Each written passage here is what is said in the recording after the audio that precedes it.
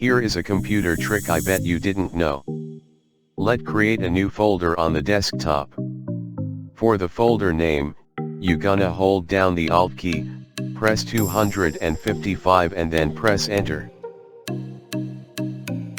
Right click on the folder and go to Properties.